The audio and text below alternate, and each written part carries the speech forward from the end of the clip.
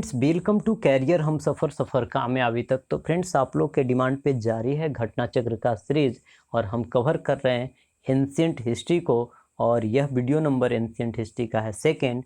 Topic है सिंधु घाटी सभ्यता एवं संस्कृति।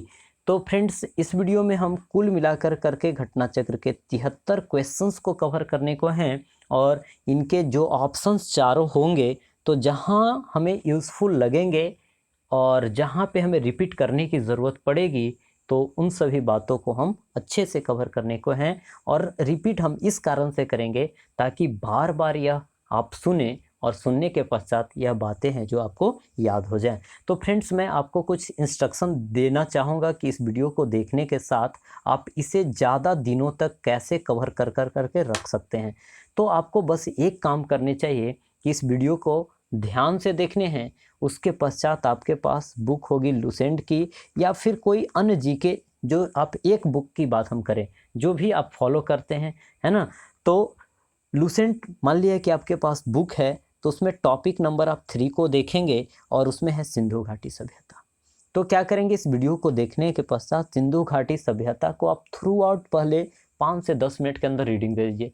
फिर उसके पश्चात क्या होगा कि आपके मन में एक अलग सी अनुभूति पैदा होगी कि ऐसा क्वेश्चन तो हमने कहीं सुना है। इसका मतलब है कि इस टॉपिक से, इस पॉइंट से क्वेश्चंस बनते हैं। तो उसके बाद सेकेंड रीडिंग में आप जाएंगे तो क्या करेंगे, उन पॉइंट्स को हाईलाइट कर देंगे और उसके बाद है उन सभी पॉइंट्स को आप हैं जो मगअप कर जाएंगे, सभी को आप याद कर जाएंगे। और तब उसके बाद फिर से आप वीडियो पे आएंगे तो देखेंगे, तो आपके अंदर वीडियो को देखने के पश्चात, वीडियो के देखने के दरम्यान आपके अंदर एक गजब सी कॉन्फिडेंस आ जाएगी। तो उम्मीद है कि आप ऐसा करेंगे। फ्रेंड्स, किसी भी चीज़ को, किसी भी वीडियो को देखने से केवल नहीं होता है, आपको उन चीज़ों को आत्मसात करने हैं। जब तक कि आपके मन में ये सभी चीज़ें क्लियर ना हो जाए और आपके मन में ये चीज़ें बैठ ना जाए, तब तक कि उन पढ़ाई का कोई मतलब नहीं बनता है। तो चलिए फ्रेंड्स, हम बिना समय गवाए अपने आज के इस सेशन को शुरू करते हैं। और आपसे एक छोटी सी गुजारिश कि यदि आप अपने चैनल पे नए हैं फ्रेंड्स, तो चैनल को सब्सक्राइब करेंगे। वीडियो से कुछ सीख पाते हैं, आपको नॉलेजेबल लगता है, तो आप हैं जो अपने दोस्तों के साथ भी शेयर कीजिए, लाइक कीजिए एवं अपनी एनर्जी को बढ़ाने के लिए, एनर्जी को बूस्टअप करने के लिए आप हैं जो हमें कमेंट बॉक्स में उत्साह वर्धित करें, ताकि मैं इस सीरीज़ को कंटिन्यू रख सकूं। तो चलिए फ्रेंड्स, हमारा क्वेश्चन नंबर फर्स्ट है। हमारा क्वेश्चन नंबर फर्स्ट है, मानव समाज विलक्षण है क्योंकि वह मुख्यतः आश्रित होता है। तो सबसे पहले तो आपको शब्दावली समझनी चाहिए, है ना, कि विलक्षण का मतलब क्या होता है। तो विलक्षण का मतलब होता है फ्रेंड्स, यूनिक जिसे कहते हैं, जिसे हम प्रतिभावान कहते हैं, जिसे हम अनोखा कहते हैं, अद्भुत होते हैं कहते हैं। तो देखिए, मानव का जो समाज है वह अद्भुत है। इसका कारण क्या है?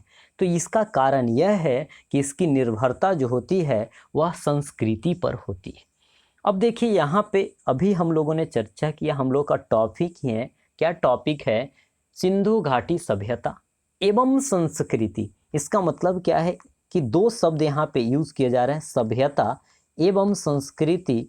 तो आपको सबसे पहले तो यह डिफरेंसेस क्लियर होने चाहिए कि सिविलाइजेशन एंड कल्चर होता क्या है ना। तो आपने पढ़ा होगा, यदि बिहार बोर्ड से आपने पढ़ा होगा तो आपने इंडियन सिविलाइजेशन एंड कल्चर, एक महात्मा गांधी की क्या है पुस्तक भी है इस पे लिखी हुई। चलिए, तो सिविलाइजेशन एंड कल्चर में दोनों में अंतर क्या है।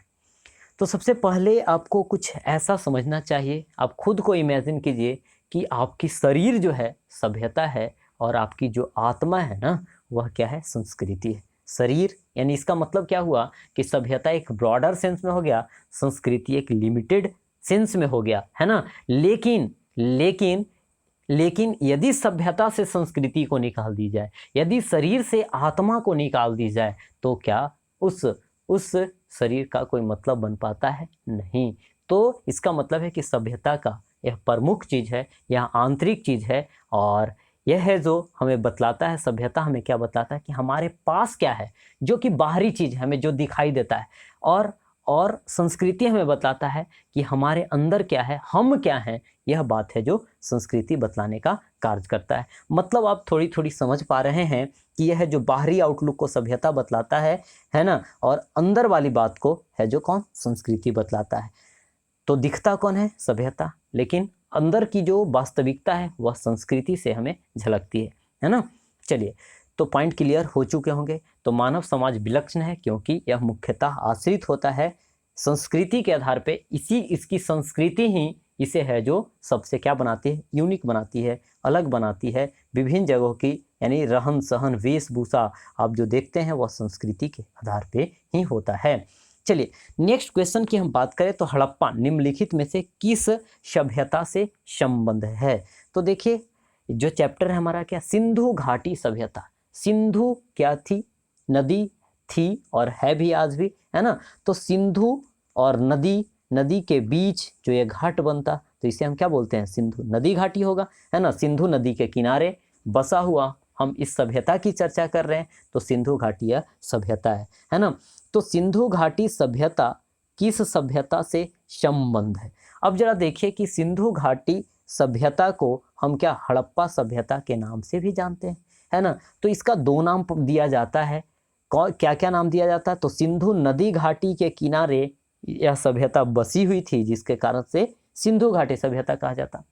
दूसरी बात क्या बोली जाती कि सबसे पहले इस नदी घाटी वाली सभ्यता में स्थल कौन सा, हड़प्पा है, उसकी खोज करी गई थी 1921 में। तो यही कारण से इसे हड़प्पा सभ्यता का भी नाम दिया जाता है। इस बात का आपको ख्याल रखने चाहिए फ्रेंड्स।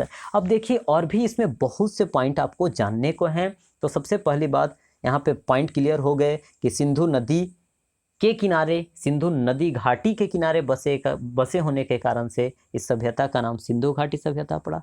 दूसरी बात कि इस सभ्यता के सबसे पहला जो साइट था वह कौन खोजा गया, आपका हड़प्पा। यह कब खोजा गया, तो याद रखेंगे 1921 में खोजा गया। अब जरा देखिए कि यहाँ पे अन्य भी सभ्यताओं की बात करी गई है जो कि बाहरी आउटलुक है, जो कि आप समझ पा रहे हैं इन चीज़ों को। अब जरा देखिए सुमेरियन की सभ्यता। तो देखिए सुमेरियन जो सभ्यता है ना, यहाँ से भी एक क्वेश्चन आता है कि यह लिपि देने वाला, क्या देने वाला, लिपि देने वाला, यह सबसे पहली सभ्यता कौन है, सुमेरियन सभ्यता है। अब जरा देखिए लिपि, आप जानते हैं कि इसी के आधार पे हम क्या करते हैं, अपनी लेखन कला को बढ़ाते हैं आगे। जैसे हम हिंदी लिखते हैं तो क्या देवनागरी के हिसाब से लिखते, फिर आपका इंग्लिश तो रोमन के हिसाब से लिखा जाता। और भी आपने सुना होगा उर्दू के लिए लिपि है आपका फारसी, है ना। और भी खरोष्ठी लिपि आपने सुना होगा, ब्राह्मी लिपि सुना होगा। तो उसी प्रकार से हम बात करें तो उन सब में जो सुमेरियन जो सभ्यता है सबसे पहले यानी लिखने का जो उद्भव किया वह सुमेरियन सभ्यता।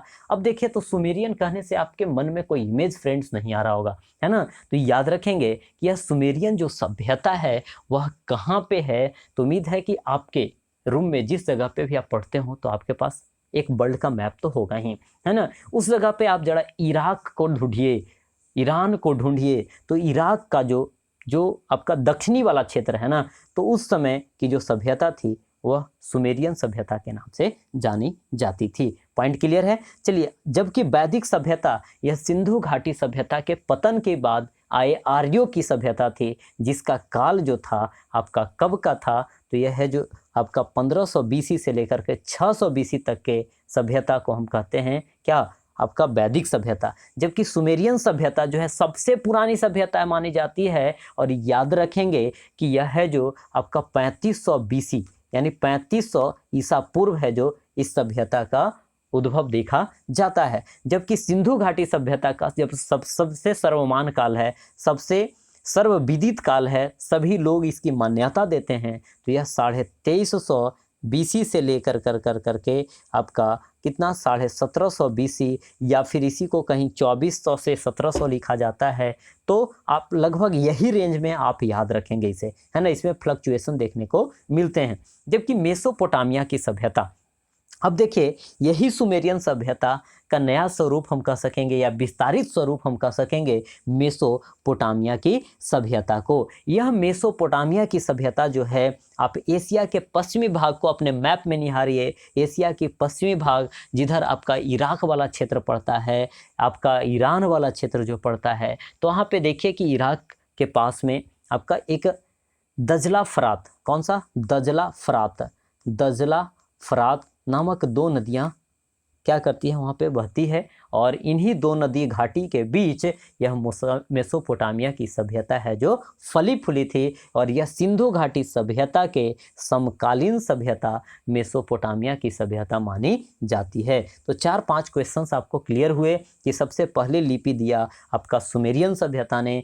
फिर उसके बाद हम बात करें कि यह है जो सुमेरियन सभ्यता, यह आपका दक्षिणी इराक वाले क्षेत्र में अर्थात दक्षिणी मेसोपोटामिया वाले क्षेत्र में यह देखने को मिलते हैं। उसके बाद है जो हम बात करें कि इसी से आपका मेसोपोटामिया सभ्यता अर्थात इराक एवं पश्चिमी एशिया वाले क्षेत्र जहां दजला फरात नदी के बीच की सभ्यता है मेसोपोटामिया की। वैदिक सभ्यता हम बात करें तो यह आर्यों वाली सभ्यता है जो कि 1500 से लेकर करके 600 BC के बीच यह देखने को मिलती है। जबकि सिंधु घाटी सभ्यता आपकी 2350 से लेकर करके 1750 तक के बीच यह देखने को हमें मिलती है।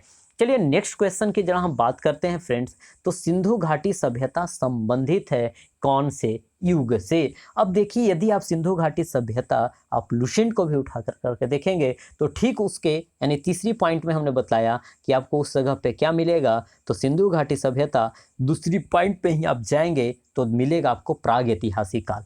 उनमें इन तीनों प्राग ऐतिहासिक युग, आध ऐतिहासिक और ऐतिहासिक युग, इन तीनों बातों की चर्चा करी गई। तो वहाँ से और आप कॉन्फिडेंट तरीके से उन चीज़ों को पढ़ेंगे तो बार बार आपको रिवाइज भी करने के लिए हो जाएंगे फ्रेंड्स। चलिए, तो मैं मेन पॉइंट आपको कहाँ से कवर करने हैं, कौन से पॉइंट का आपको स्क्रीनशॉट लेने हैं, यह है जो आपको रिविज़न के लिए यह मैं आपको सभी पॉइंट्स को बताते चलूँगा, है ना, कि जो सबसे बेहतर तरीका हो सकता है अभी स्टडी का। चलिए, तो हम बात करते हैं कि सिंधु घाटी सभ्यता कौन से युग से संबंधित है। अब जरा देखिए कि यहाँ पे युग की बात किया जा रहा है और कौन से आधार पे, इतिहास के आधार पे, मतलब जिसका कोई लिखित साक्ष्य हमें मिले, है ना। तो ऐसी अवस्था में हम बात करें कि लिखित साक्ष्यों के आधार पे यहाँ बांटा गया है किसे इतिहास को, तो प्राग ऐतिहासिक, उसके बाद है जो आध ऐतिहासिक और उसके बाद ऐतिहासिक, है ना। तो सबसे पहले हम बात करें प्राग ऐतिहासिक युग। हम प्राग ऐतिहासिक युग वैसे युग को कहते हैं, हम प्राग ऐतिहासिक युग वैसे युग को कहते हैं जिसका लिखित कोई साक्ष्य प्राप्त नहीं हुआ। अब बताइए, लिखित जब साक्ष्य प्राप्त नहीं है तो क्या उसे पढ़ा जाएगा? नहीं, दोनों काट दीजिए भाई, है ना। जबकि आधे ऐतिहासिक में हम बात करें कि लिखित साक्ष्य तो प्राप्त हुआ लेकिन उसकी लिपि है जो पढ़ी नहीं जा सकी है ना। और ऐतिहासिक में क्या है, ऐतिहासिक में क्या है कि उसका लिखा प्रमाण मिला है और उसे पढ़ा भी गया हो तो उसे हम ऐतिहासिक कहेंगे। और उसके बाद उत्तर ऐतिहासिक, जो कि अभी वर्तमान वाली स्थिति तक चली आ रही है, यानी जब से पढ़ा जा रहा है आज तक सभी लिपि को पढ़ी जा रही है ना। तो वह है जो उत्तर ऐतिहासिक के अंतर्गत आ जाएगा। अब आप पॉइंट समझ चुके होंगे। तो आपने जब पढ़ा होगा कभी सिंधु घाटी सभ्यता तो आपने सुना होगा इस चीज़ के बारे में कि सिंधु घाटी सभ्यता एक भाव चित्रात्मक सभ्यता है, यानी उसकी जो लिपि है वह भाव चित्रात्मक है, जिसे आपको अंग्रेजी वाली बात हिंदी में लिखी मिल जाती है पिक्टोग्राफ, है ना। पिक्टोग्राफी भाव चित्रात्मक, यानी जिसे गुण भाव को आप देख कर करके, चित्र के भाव को आप समझ कर करके बतला सकेंगे। आपको वहाँ लिखा हुआ नहीं मिल पाएगा, उन चीज़ों का आप नहीं समझ सकेंगे। तो आपका क्या है कि आप लिखा हुआ प्रमाण है लेकिन उन्हें पढ़ा नहीं जा सका है सिंधु घाटी सभ्यता की लिपि को, अतः यह आध ऐतिहासिक युग से संबंधित है, यानी आंसर आपका फ्रेंड्स बी हो जाने हैं।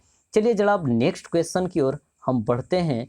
तो नेक्स्ट क्वेश्चन हमारा है कि सिंधु सभ्यता गैर आर्य थी, अभी हम लोगों ने बात किया कि आर्य सभ्यता जो कि वैदिक सभ्यता थी, और यहाँ पे हमसे पूछा जा रहा है कि यह गैर आर्य थी। गैर आर्य कहने का मतलब वैदिक नहीं थी, है ना। तो वैदिक नहीं होने का इसका प्रमुख कारण क्या था? तो याद रखेंगे फ्रेंड्स कि वैदिक जो सभ्यता है वह ग्रामीण सभ्यता है, जबकि सिंधु घाटी सभ्यता यह एक नगरीय सभ्यता थी, और यह नगर नियोजन के लिए ही यह प्रसिद्ध सभ्यता थी। और बार बार कहीं पे भी एग्जाम्पल दिया जाता है, या आपने पहली बार यदि पढ़ा होगा कि सिंधु घाटी सभ्यता की व्यवस्था इतनी उन्नत थी, तो आप खुद आश्चर्यचकित हो जाते हैं, है ना। इसकी अपनी लिपि थी, और आपको पता है कि इसकी भी लिपि अपनी हो जाएगी, है ना। तो कहने का मतलब लिपि और यहाँ पे खेतिहर अर्थव्यवस्था और नर्मदा नदी घाटी से यहाँ कोई मतलब नहीं है। यहाँ पे प्रमुख रूप से हम बात करें दोनों में भिन्नता के आधार पे, तो यह है जो यहाँ पे क्या नगरीय सभ्यता की है। चलिए क्वेश्चन हम 5 की ओर हम बढ़े, तो देखिए क्वेश्चन हमारा 5 है फ्रेंड्स। क्या है क्वेश्चन? कि सिंधु घाटी सभ्यता को आर्यों से पूर्व रखे जाने का महत्वपूर्ण कारक क्या है? तो आप खुद अब बतला सकेंगे क्या क्या है फ्रेंड्स। कि सिंधु घाटी सभ्यता आर्य से पूर्व थी, तो आर्य बराबर हम बात करें तो वैदिक सभ्यता थी। आर्य वाले जो सभ्यता थी, आर्य वाली, वह वैदिक सभ्यता, उनसे पूर्व रखे जाने का प्रमुख कारण क्या था? तो देखिए आर्य वाला जो यानी यहाँ पे सभ्यता है, आर्य वाली सभ्यता, वह वैदिक युग कहलाई। तो यह आपकी ग्रामीण सभ्यता थी, जबकि सिंधु घाटी सभ्यता एक नगर नियोजन के लिए थी। तो एक भी यह महत्वपूर्ण कारण है। लेकिन यहाँ पे उससे पूर्व रखे जाने की, यह तो भिन्नता की बात हो गई कि नगर नियोजन उसके पास था, इसके पास ग्रामीण सभ्यता थी। लेकिन पहले रखे जाने की बात करी, इसका मतलब यहाँ पे टाइम पीरियड की बात करी जा रही है ना। यहाँ पे टाइम पीरियड की बात करी जा रही है, और यह टाइम पीरियड जो है यह बतलाएगा किसके आधार पे? आपका मृदभांड के आधार पे यह बतलाया गया। और याद रखेंगे कि सिंधु घाटी सभ्यता में यूज किया जाता था लाल मृदभांड को। किस तरह के? लाल मृदभांड। आपका किस प्रकार का? लाल कलर का मृदभांड होता था, और उस पे काले रंग की क्या बनाई जाती थी? आकृतियां बनाई जाती थी। तो याद रखेंगे कि इन्हें बनाया किस चीज़ से जाता था? तो आपका मिट्टी से बनाया जाता था, और बालू से बनाया तो जाता था, साथ में इसे जब पकाया जाता था तो इसका कलर लाल तरह का हो जाता था, जिस प्रकार से आप देखते हैं कि ईंट वगैरह पक कर करके लाल हो जाता था, है ना। और फिर उसे है जो लाल कलर से पेंट भी किया जाता था, और उस पर आपका विभिन्न प्रकार का चित्र है जो काले रंग से बनाया जाता था। तो क्वेश्चन यह भी पूछा जाएगा, आपको आगे भी देखने को मिलेगा कि सिंधु घाटी सभ्यता में कैसी मृदभांड हमें देखने को मिली। तो लाल रंग की मृदभांड देखने को मिली, और उसका जो पेंदी होता था, इन सभी जगहों पे काले रंग से ऊपर से आपका चित्र बनाया जाता था। चलिए तो नेक्स्ट पॉइंट की ओर हम जरा बढ़ते हैं। तो सिंधु घाटी संस्कृति वैदिक सभ्यता से भिन्न थी। कारण क्या है? तो बतलाइए।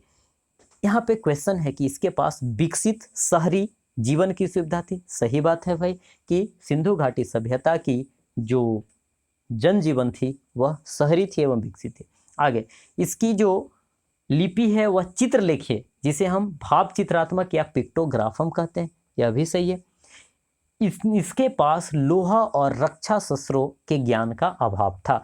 तो यहाँ पे देखिए लोहा की जो खोज होती है वह वैदिक सभ्यता में होती है, और वह 1000 BC में आपको लोहा के खोज का प्रमाण का पता चलता है। इसका मतलब है कि सिंधु घाटी सभ्यता में आपको लोहा देखने को नहीं मिलते हैं। तो ज्ञान का तो अभाव था ही, इसका मतलब लोहा का अभाव तो था ही। इसका मतलब है कि यह भी सही हो जाएगा। पिक्टोग्राफी भी था और शहरी जीवन भी था, यानी तीनों के तीनों आंसर सही है। इसका मतलब है कि आपका ऑप्शन जो है डी हो जाएगा। चलिए नेक्स्ट क्वेश्चन की हम बात करें, तो क्वेश्चन नंबर हमारा 7 है। 7 क्वेश्चन कहता है कि हड़प्पा संस्कृति की जानकारी का प्रमुख स्रोत क्या है? तो देखिए हड़प्पा संस्कृति का प्रमुख स्रोत हम ऑप्शन के हिसाब से भी चलें तो कहीं कहीं शिलालेख आपको देखने को मिलता है, लेकिन ज़्यादातर ना के बराबर ही है ना। तो हड़प्पा संस्कृति की जानकारी का प्रमुख जो स्रोत है वह पुरातात्विक खुदाई है, क्योंकि आपको पता है हमने चर्चा भी किया और आपने बुक्स को पढ़ा भी होगा। तो 1921 में खोज करी गई थी किसे? हड़प्पा की। और यह जो आपको आपको कब किया गया था, तो मीन्स 1921 में राय बहादुर दयाराम साहनी के द्वारा किया गया था, है ना। तो राय बहादुर दयाराम साहनी महोदय 1921 में रेलवे पटरी, आपको पता होगा कि रेलवे पटरी बिछाने के दरमियान यहाँ पे इस सभ्यता की क्या करी गई, खुदाई करवाई गई, और इससे हमें एक नई सभ्यता का पता चला। तो कहने का मतलब है कि पुरातात्विक खुदाई ही इसकी मुख्य क्या है, आपका स्रोत है, इसकी पहचान के रूप में। नेक्स्ट क्वेश्चन की जरा हम बात करें कि निम्नलिखित में से कौन से सिंधु घाटी सभ्यता पर प्रकाश डालता है। तो यह है जो अभी हमने चर्चा किया, सेम टू सेम क्वेश्चन है फ्रेंड्स, क्या पुरातत्व संबंधी खुदाई। चलिए नेक्स्ट क्वेश्चन की हम बात करें, सिंधु घाटी के नगरवासियों की सभ्यता को जानने का मूल स्रोत क्या है ना। वहाँ क्या पाई गई है जिसके कारण से वहाँ के निवासियों के बारे में हमें पता चलता है। तो क्या मोहरी, फिर उसके बाद है जो बर्तन, जेवर, हथियार, औजार, मंदिर, लिपि। तो फ्रेंड्स लिपि तो भाव चित्रात्मक है, तो यह नहीं होगा। मंदिर का कोई प्रमाण वहाँ पे मिलता नहीं। हाँ मुहर तो मिलते हैं, लेकिन यहाँ पे मुहर से क्या होगा, व्यापार इत्यादि का पता चलेगा, लेकिन वहाँ के लोगों का पता किससे चलता है, बर्तन के आधार पे। तो बर्तन हो गए, जेवर में सोना चांदी भी आपको यहाँ देखने को मिलेगा, हथियार और औजार भी आपको देखने को मिलेंगे। तो याद रखेंगे कि बर्तन, जेवर, हथियार और औजार यानी वहाँ के निवासियों को जानने का मूल स्रोत है। तो बहुत से क्वेश्चन है जो ऑप्शन के ऊपर भी डिपेंड कर जाते हैं, इस बात का आपको ख्याल रखने हैं। चलिए नेक्स्ट की हम बात करते हैं। तो देखिए हड़प्पा सभ्यता की उत्पत्ति के संदर्भ में निम्नलिखित में से कौन सा जोड़ा सही नहीं है। तो यहाँ पे देखिए 3 बातें अभी आपको दिखाई दे रही, चौथा ऑप्शन है जो अगले क्वेश्चन में है। चलिए तो पहले इन चीज़ों को हम पढ़ते हैं। देखिए एम रफीक मुगल, हड़प्पा सभ्यता ने मेसोपोटामिया सभ्यता से प्रेरणा ली। ये मेसोपोटामिया तो आपका सुमेरिया से है ना। और यह जो हड़प्पा सभ्यता है यह आपका कौन से क्षेत्र से आया, यह है जो विभिन्न प्रकार के विद्वानों का इस जगह पे मत है। तो देखिए यह है जो रफीक मुगल महोदय ने कहा था कि हड़प्पा से नहीं, ये जो हड़प्पा ने मेसोपोटामिया से प्रेरणा नहीं ली, यह है जो रावी नदी पर इसका खुद ब खुद यानी रावी नदी क्षेत्र में लोग थे और उन्हीं के विस्तार के कारण से हड़प्पा सभ्यता की उत्पत्ति हुई। इसका मतलब यही क्वेश्चन का आंसर है, यानी यहाँ पे स्टेटमेंट है जो गलत है फ्रेंड्स, बाकी सभी सही हैं। ठीक है, अब जरा देखिए कि EJH मैके महोदय ने कहा है कि यह सुमेरियन लोग हैं जो पलायन उन्होंने किया जिसके पश्चात हड़प्पा है। उसके बाद है जो मार्टिमर हिलर के द्वारा कहा गया कि पश्चिमी एशिया से सभ्यता के विचार का प्रवसन हुआ। तो यह भी आपका सही है। तो फ्रेंड्स आप इसका स्क्रीनशॉट ले लें और इसे ध्यान रखेंगे, एक थोड़ा सा स्पेशल टाइप का आपको यह क्वेश्चन देखने को मिला है ना। चलिए तो नेक्स्ट क्वेश्चन की ओर हम बढ़ते हैं और एक और इसका भी आप स्क्रीनशॉट ले, वीडियो को पॉज कर करके, ताकि इन चीज़ों का आप रिवाइज कर सकें और अपने कॉपी में नोट डाउन भी कर लेंगे, है ना। एक अल्मनंदा घोष है, अल्मनंदा घोष ने कहा था कि हड़प्पा सभ्यता का उद्भव पूर्व हड़प्पा सभ्यता की परिपक्वता के परिणाम स्वरूप हुआ है। तो विभिन्न प्रकार की मत दिए गए हैं और इन्हें मीन्स आप याद इन सभी एग्जाम्स के लिए रख भी सकते हैं और नहीं भी रखेंगे तो ज़्यादा मीन्स है नहीं, लेकिन 2-3 बार आप स्क्रीनशॉट से पढ़ते रहेंगे तो ज़्यादा बेनिफिशियल होगा।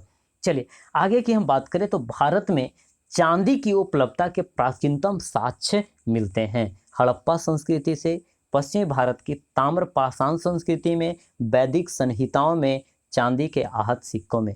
तो देखिए यह है जो अभी हम लोगों ने चर्चा किया, वैदिक सभ्यता से पहले आपकी हड़प्पा सभ्यता है। चांदी का आहत सिक्का यह 600 BC के आसपास बोला जाता था, ठीक है। और ताम्रपाषाणिक संस्कृति में तांबा की ही उपलब्धता की ज़्यादा चर्चा है। तो चांदी अभी हम लोगों ने देखा कि आभूषण की चर्चा करी गई है ना। तो आभूषण वाली बात है जो आपका जेवर, बर्तन, हथियार, औजार वाला अभी क्वेश्चन हमने देखा था। तो यह है जो इसकी उपलब्धता का प्रमाण हमें हड़प्पा संस्कृति से देखने को मिलते हैं।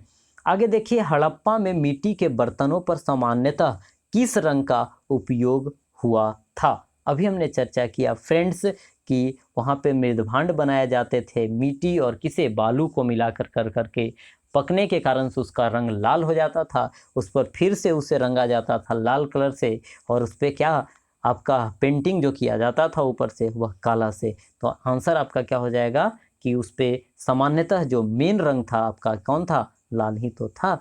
चलिए नेक्स्ट क्वेश्चन की अब जरा हम बात करें तो नेक्स्ट क्वेश्चन हमारा है क्वेश्चन हाँ चलिए हाँ, मूर्ति पूजा का आरंभ कब से माना जाता है। तो देखिए मूर्ति पूजा का फ्रेंड्स आरंभ आपका माना जाता है कौन से काल से, तो यह है जो आपका पूर्व आर्यन काल से। पूर्व आर्यन कहे, आर्यन बराबर वैदिक, और वैदिक के पूर्व कहने का मतलब क्या होता है, पहले, बिफोर, है ना। तो आपका प्री आर्यन कहने का मतलब आपका हो गया क्या, आपका इंडस वैली सिविलाइजेशन, IVC यानी सिंधु घाटी सभ्यता, और वहीं से आपको मूर्ति पूजा का प्रारंभ माना जाता है। हम मूर्ति पूजा का प्रारंभ की हम बात करें दोस्त तो इसमें याद रखेंगे कि सिंधु घाटी सभ्यता में दो प्रकार की हमें मूर्तियां देखने को मिलती है। एक तो है जो मातृ देवी की मूर्ति देखने को मिलती है, और एक है जो पशुपतिनाथ की मूर्ति हमें देखने को मिलती है। यह मातृ देवी की मूर्ति है जो हड़प्पा से मिली है, जबकि यह पशुपतिनाथ की मूर्ति हमें मोहनजोदड़ो से मिली है। यह दो बातें आपको क्लियर याद होने चाहिए कि पशुपतिनाथ जो कि आज हैं जो शिव का रूप, उस जगह पे ऐसा माना जाता है कि वो लोग शिव भगवान की, शंकर भगवान की पूजा पशुपतिनाथ के रूप में किया करते थे। जबकि मातृ देवी अर्थात यह धरती की उर्वरता की देवी थी, जिससे क्या पेड़ को निकलता हुआ दिखाया गया है इन सभी मूर्तियों में। और यही मातृ देवी की पूजा के कारण से सिंधु घाटी सभ्यता को मातृसत्तात्मक कहा जाता है। तो एक डिफरेंस और भी याद रखेंगे कि सिंधु घाटी सभ्यता आपकी क्या है, नगरीय सभ्यता है, यहाँ कांस्य युगीन सभ्यता है, यह मातृसत्तात्मक सभ्यता है। जबकि हम बात करें कि वैदिक वाला में कहे तो यह ग्रामीण सभ्यता है, और यह क्या है, पितृसत्तात्मक सभ्यता है ना। और यह लौह युग वाली सभ्यता के नाम से भी जाना जाता है वैदिक। चलिए तो यहाँ पे पॉइंट क्लियर हो चुके हैं आपके। पॉइंट क्या क्लियर हो चुके हैं कि मूर्ति की पूजा का आरंभ आपका पूर्व आर्यकाल अर्थात सिंधु घाटी सभ्यता से यह हमें देखने को मिलते हैं। जबकि अब थोड़ी सी और आगे की हम बात कर सकते थे इस जगह पे कि उत्तर वैदिक काल हम बात करें तो यह कब से कब तक, तो 1000 से 600 BC के बीच की बात है। और यह मौर्य काल की हम बात करें तो इसका संस्थापक आपका चंद्रगुप्त मौर्य है, जो कि कौटिल्य अर्थात चाणक्य की सहायता से 322 ईस्वी में आपका गद्दी पे बैठता है, मगध की गद्दी पे यह बैठता है। किसे हरा कर करके, तो घनानन को अपदस्थ कर करके। चलिए अब जरा देखिए कुषाण की हम बात करें तो कुषाण वंश का जो संस्थापक है वह कुजुल कड़फिसियस है। और कुषाण वंश का जो सबसे प्रतापी शासक बनता है वह कौन बनता है, कनिष्क। कौन बनता है, कनिष्क। और यही कनिष्क है जो कि सर्वाधिक आपका, यही कुषाण है जो सर्वाधिक सोने का सिक्का है जो चलवाता है। और यही कनिष्क है जिसका राज्याभिषेक आपका 78 AD कहे तो एन्नो डोमिनी अर्थात ईसा मसीह के जन्म के बाद, यानी ईस्वी हम बात करें तो 78 ईस्वी में आपका इसी के राज्याभिषेक के कारण से शक संवत मनाया जाता है। और इसी का शक कैलेंडर है जो हमारी भारत सरकार है जो यूज करती है। चलिए आगे की जरा हम बात करें तो निम्नलिखित पशुओं में से किस एक का हड़प्पा संस्कृति में पाई मुहरों और टेराकोटा कलाकृतियों में निरूपण नहीं हुआ है। तो देखिए टेराकोटा और मुहर इत्यादि सेलखड़ी का बना हुआ करता था, और इसमें हड़प्पा संस्कृति में पाई मुहरों और टेराकोटा की बात कर रहे हैं। पॉइंट समझिएगा इस जगह पे कि मुहर और टेराकोटा की कलाकृति में निरूपण नहीं हुआ है कौन से जानवर का, तो हाथी का मिलता है, बाघ का मिलेगा, गेंडा का मिलेगा, जबकि गाय का है जो कलाकृति देखने को नहीं मिलता है। लेकिन यह नहीं कहा जा रहा इस जगह पे कि गाय नहीं मिलती थी, है ना। यहाँ पे आपको ध्यान रखने हैं ऑप्शंस की भी और यहाँ पे कही गई शब्दावली की भी, है ना। तो यहाँ पे मुहरों एवं टेराकोटा किसे कहा जाता था, पकी हुई मिट्टी। पक्की जैसे आप जानते हैं कि कच्ची मिट्टी को क्या किया जाता है, आग में पकाया जाता है, तो वही कच्ची मिट्टी जब पक जाती है तो उसी को हम क्या कहते हैं, टेराकोटा कहते हैं। तो इस पे है जो गाय का चित्रण देखने को नहीं मिलता था। ठीक है, चलिए तो नेक्स्ट क्वेश्चन की हम जरा बात करें वह क्वेश्चन गाय वाली आएगी फिर से आपको देखने को, तो वहाँ पे देखिएगा कि क्वेश्चन कुछ और अलग कह रहा है। आगे देखिए कि यहाँ पे आपको सूची 1 से सूची 2 को क्या करना है, इस जगह पे मिलाने हैं, है ना। चलिए तो जरा देखिए, कुछ मैं आपको इस जगह पे याद करवाने के लिए पॉइंट भी बताऊंगा एक्स्ट्रा। तो यहाँ पे देखिए कि इसे मिलाने हैं आपको ए को 1 2 3 4 से, इस प्रकार से। तो लोथल यहाँ पे प्राचीन स्थल है और इधर है जो आपका पुरातात्विक खोज दिया गया है आपका सूची 2 में।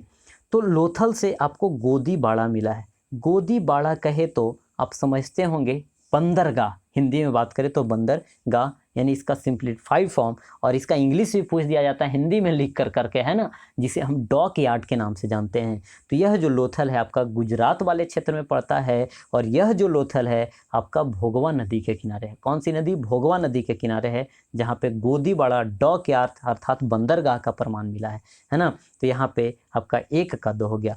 कालीबंगा जो कि राजस्थान में है, इसका कालीबंगा का अर्थ होता है काले रंग की चूड़िया, और यहाँ से जूता हुआ खेत का प्रमाण मिला है, यानी आपका 1 का 2 और बी का 1 हो गया। उसी प्रकार से हम बात करें धौलावीरा, जो कि यह गुजरात में पड़ता है और भारत में स्थित यह सिंधु घाटी सभ्यता का दूसरा सबसे बड़ा स्थल है। भारत में बात कर रहे हैं, है ना, पूरी सिंधु घाटी की नहीं, तो कुछ तो पाकिस्तान में भी है, लेकिन भारत में जो स्थित है वह दूसरा सबसे बड़ा साइट आपका कौन है? धौलावीरा। अब जरा देखिए अगला है बनावली। बनावली से पक्की मट्टी यानी मिट्टी की बनी हुई हल की प्रतिकृति प्राप्त हुई है। तो अर्थात पक्की मिट्टी, अभी हमने बात किया है कि पक्की हुई मिट्टी को हम क्या कहते हैं? टेरा कोटा कहते हैं। तो पक्की हुई मिट्टी का प्रमाण आपका बनावली से मिला है। और देखिए बन होगा तो याद कैसे करेंगे कि बनावली कहाँ पड़ता है ना। तो बनावली बन बन बन जब रहेगा तो वहाँ पे हरा भरा रहेगा, इसका मतलब उसी से आप याद रखेंगे हरियाणा को, यानी बनावली जो है आपका हरियाणा में पड़ता है। यहाँ से मिट्टी के टेराकोटा प्राप्त हुए हैं, है ना। चलिए, और यहाँ पे धौलावीरा से क्या प्राप्त हुआ है? हड़प्पा लिपि के बड़े आकार के 10 चिन्हों वाला शिला लेख भी हमें देखने को मिला है। इस प्रकार से हम बात करें तो आपका अब बाकी आप ऑप्शन को मैच कर लेंगे तो आपका काम हो जाएगा, है ना। तो इस प्रकार से हम बात करें तो ए का 2 है और बी का 1 है, ए का 2, बी का 1 और सी का 4 और डी का 3। तो फ्रेंड्स इससे मतलब नहीं आपको अभी रखने हैं, बस आपको सीखने से मतलब रखने हैं, क्योंकि वहाँ पे 1 2 3 4 आपको सेम थोड़ा ना मिलने को है ना, वहाँ पे तो अलग हो सकेंगे। तो आपको बस इसके कंसेप्ट को आपको बिल्डअप करने हैं और देखेंगे कि एकदम गजब का कॉन्फिडेंस आपके अंदर आएगा। मैं बेहतर से बेहतर अपना देने का प्रयास कर रहा हूँ, है ना। चलिए तो नेक्स्ट क्वेश्चन की ओर हम बढ़ते हैं। तो देखिए एक जूते हुए खेत की खोज करी गई थी। तो जूते हुए खेत की खोज करी गई थी तो कौन सी सभ्यता के अंतर्गत? तो हम बात करें कहाँ, यानी सिंधु घाटी सभ्यता में कहाँ पे? तो यह है जो आपका कालीबंगा में करी गई थी। जूते हुए खेत का प्रमाण आपको कालीबंगा में हुआ था। अब जरा देखिए यहाँ पे चारों ऑप्शंस हैं जो कि इसी साइट से संबंधित, मतलब सिंधु घाटी सभ्यता से संबंधित है, जो कि आपको जानने चाहिए। देखिए मोहनजोदड़ो का जो अर्थ होता है फ्रेंड्स, मोहनजोदड़ो का जो अर्थ होता है वह मृतकों का टीला होता है। क्या? मृतकों का टीला होता है। कालीबंगा का अर्थ होता है काले रंग की चूड़ियाँ। क्या होता है? काले रंग की चूड़ियाँ। और अब जरा हम बात करें, बाकी सबका कोई खास मतलब नहीं निकलता है, लेकिन इन दोनों का मतलब पूछ लिया जाता है कि मोहनजोदड़ो का अर्थ बताएं। तो मोहनजोदड़ो का याद रखेंगे क्या? तो मृतकों का टीला। कालीबंगा याद रखेंगे तो यह है जो आपका काले रंग की चूड़ियाँ। अब जरा देखिए कि यह चारों जगह कहाँ कहाँ पे हैं। तो मोहनजोदड़ो जो है इसका खोज 1922 में राखल दास बनर्जी के द्वारा किया गया था, जबकि सिंधु घाटी सभ्यता का जो सबसे पहला साइट खोजा गया था वह आपका हड़प्पा है। यह 1921 में किनके द्वारा? दयाराम शाहनी के द्वारा किया गया था। अब देखिए दोनों में कन्फ्यूजन हो जाता है ना। तो देखिए हड़प्पा पहले कि मोहनजोदड़ो? तो देखिए छोटा पहले आता है कि बड़ा? तो पहले छोटा आता है भाई, है ना। तो दोनों में से आप क्लियर ऐसे कर लेंगे कि हड़प्पा और मोहनजोदड़ो कौन पहले आएगा। तो अच्छा, हड़प्पा में शब्द जो लिखा गया है इसमें लेटर्स की संख्या कम है, इसका मतलब है कि पहले। अच्छा, तो 1921 में आ जाएगा। और इनका खोज किन्होंने किया? दयाराम साहनी। और इसका राखल दास बनर्जी। तो राखल दास भी लिखेंगे तो बड़ा हो जाएगा, दयाराम लिखेंगे तो छोटा हो जाएगा। छोटा वाला का छोटा से, बड़ा वाला का बड़ा से। तो इस प्रकार से आप कन्फ्यूजन से बच सकते हैं। ऐसा नहीं कि आपको याद ही नहीं करना पड़ेगा, याद तो आपको करना पड़ेगा लेकिन कन्फ्यूज़न नहीं होगा इससे, है ना। तो मोहनजोदड़ो राखलदास बनर्जी, हड़प्पा है जो कौन, आपके दयाराम शाहनी महोदय हैं। और कालीबंगा आपका राजस्थान में पड़ता है फ्रेंड्स, और याद रखेंगे कि लोथल है जो आपका गुजरात में पड़ता है। अभी हमने चर्चा किया है क्या कि लोथल है जो आपका भोगवान नदी के किनारे है। कौन सी नदी के किनारे, भोगवान नदी के किनारे।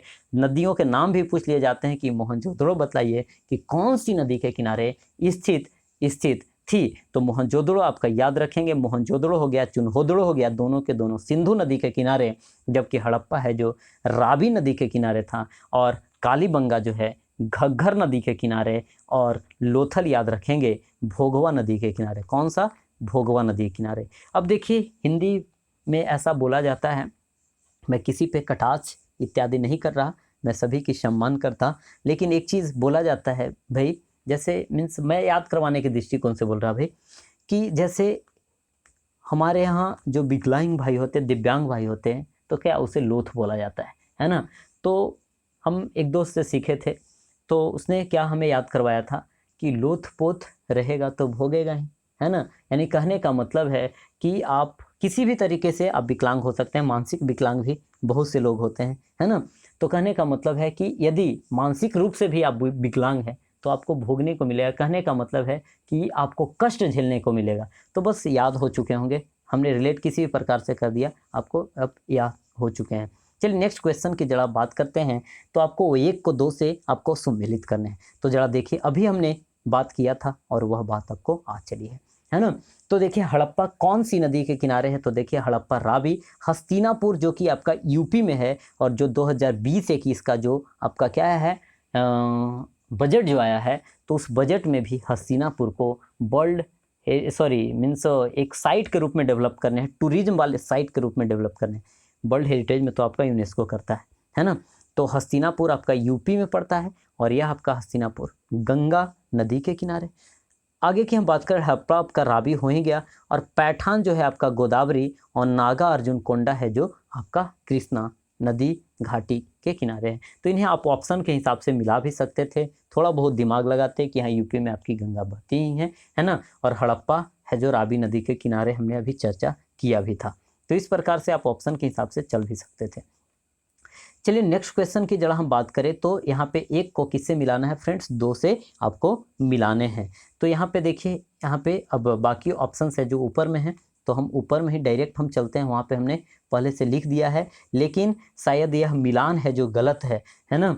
हमने मीन्स मिलाया था लेकिन ध्यान से हमने नहीं मिलाया, तो यही कारण से शायद ये गलत है। ठीक है, आप खुद अब डिसाइड कर पाएंगे हड़प्पा कौन सी नदी के किनारे, रावी नदी के किनारे। और कालीबंगा भी हमने चर्चा किया है कि यह कौन से नदी के किनारे है, तो यह घग्गर नदी के किनारे है। लोथल अभी हमने बात किया कि लोथपुत रहेगा तो भोगेगा ही भाई, तो लोथल भोगवा नदी के किनारे है। और रोपड़ जो है आपका सतलज नदी के किनारे है। तो इस प्रकार से आप बात करें तो क्या होगा, A का 3, उसके बाद है जो हम B की हम बात करें तो आपका 2 हो जाएगा।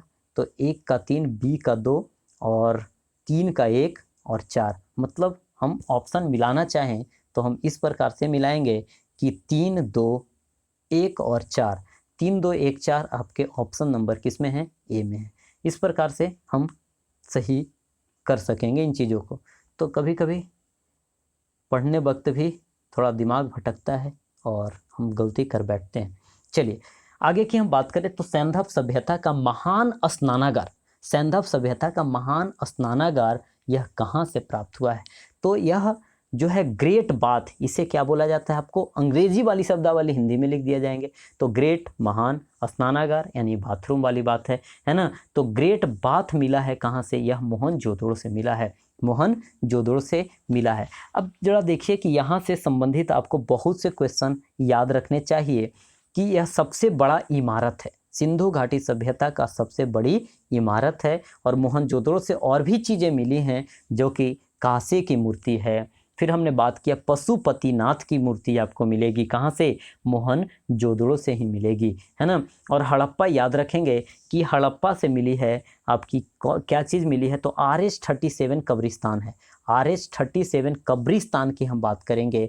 फिर उसके बाद हम हड़प्पा से और भी बात कर सकते हैं। तो 6 पंक्ति वाला अन्नागार, हमने क्या बोला छह पंक्ति की बात आपको ध्यान रखने हैं। केवल अन्नागार कहे तो आपको मोहनजोदड़ो याद रखने थे, लेकिन छह पंक्ति का जो अन्नागार मिला है वह कहाँ में मिला है, तो आपको हड़प्पा में मिला है। जबकि लोथल से आपको क्या मिला है, तो डॉकयार्ड मिला है। क्या मिला है, डॉकयार्ड, कहने का मतलब बंदरगाह हो गया, ठीक है। और साथ में कालीबंगा से आपका जुता हुआ खेत का प्रमाण मिला है, और लोथल एवं कालीबंगा दोनों जगहों से अग्निकुंड के प्रमाण मिले हैं। इन चीज़ों को आपको ध्यान रखनी चाहिए। चलिए नेक्स्ट क्वेश्चन की जब हम बात करें, विशाल स्नानागार किस पुरातत्व स्थल से प्राप्त हुआ है। अभी हमने चर्चा किया कि ग्रेट बात है जो आपको मोहनजोदड़ो से मिला है। चलिए तो यहाँ से थोड़ी सी हम चर्चा कर लेते हैं फ्रेंड्स कि यहाँ रोपड़ कहाँ पड़ता है। तो देखिए रोपड़ फ्रेंड्स पंजाब में पड़ता है, और यह सतलज नदी के किनारे स्थित है। कौन सी नदी, सतलज नदी के किनारे। हड़प्पा आपकी रावी नदी किनारे, और कालीबंगा है जो आपका घग्गर नदी किनारे। मोहनजोदड़ो चुनहोदड़ो है जो आपका सिंधु नदी के किनारे स्थित है। आगे देखिए तो सिंधु घाटी के बारे में निम्न में से कौन सा कथन असत्य है। तो सिंधु घाटी सभ्यता के संबंध में हम जरा पढ़ेंगे तभी तो बतला पाएंगे, असत्य हमें चुनना है। तो देखिए नगरों की नालियाँ सुदृढ़ व्यवस्था थी, एकदम सही बात है। व्यापार एवं वाणिज्य जो थे क्या उत्तम दशा में थे, यह भी आपका फ्रेंड्स क्या है, सही है। चलिए तो आगे की हम बात करें, 2 ऑप्शन तो हमने सही कर लिया। आगे देखिए कि मातृ देवी की उपासना की जाती थी। तो अभी हम लोगों ने चर्चा किया कि यह जो इसकी सभ्यता ही थी मातृसत्तात्मक थी, है ना, यानी मैट्रियार्कल हम इसे इंग्लिश में बोलते हैं। तो यह भी आपका सही होगा। लोहे से परिचित थे या नहीं, नहीं। सोने चांदी से परिचित थे लेकिन लोहे से परिचित नहीं थे। तांबा से कांसा से परिचित थे लेकिन लोहे से वे लोग परिचित नहीं थे। लोहा का प्रमाण जो है आपको वैदिक सभ्यता में देखने को मिलेगा। चलिए नेक्स्ट क्वेश्चन की हम बात करें तो सिंधु घाटी सभ्यता जानी जाती है। तो सिंधु घाटी सभ्यता किसके लिए जानी जाती है, तो अपने नगर नियोजन के लिए, यह सही बात है। मोहनजोदड़ो एवं हड़प्पा के लिए, तो मोहनजोदड़ो और हड़प्पा क्या है, यह 2 प्रमुख क्या है इसके शहर हैं, किसके, सिंधु घाटी के।